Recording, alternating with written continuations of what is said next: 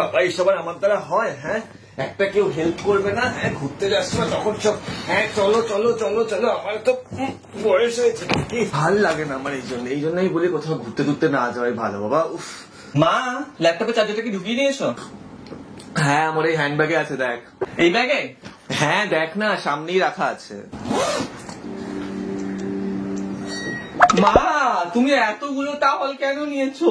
সেটা আমাকে জিজ্ঞেস না করে নিজেকে এত বাবাকে গিয়ে জিজ্ঞেস কর। তোদের তো হাত মুছতে একটা টাওয়াল, পা মুছতে একটা টাওয়াল, গা মুছতে একটা টাওয়াল, ইয়ে মুছতে একটা টাওয়াল। হ্যাঁ হ্যাঁ ঠিক আছে, বাট এখন তো শুধু শাড়ি বেরিয়ে যাচ্ছে। মা, মা আমরা দুদিনের জন্য যাব।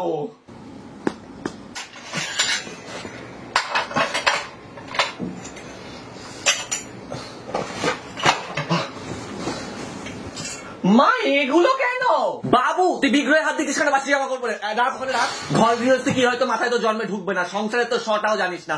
দুদিন ধরে বাড়িতে থাকবো না, জল খাবার খেয়ে দেবে ঠাকুরের। কি ঢুকিয়েছে এর মধ্যে?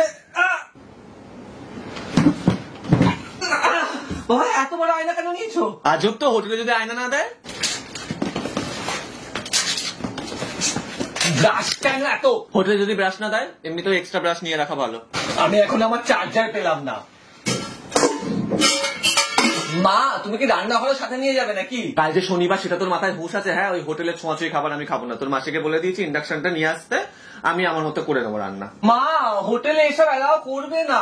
মানেটা কি? আমি আমার টাকা দিয়ে রুম বুক করে থাকবো, আমার রুম, আর আমার রুমে আমাকে খেতে ওরা অ্যালাউ করবে না? আমি ঠিক কথা বলে নেবো হোটেল ম্যানেজারের সাথে।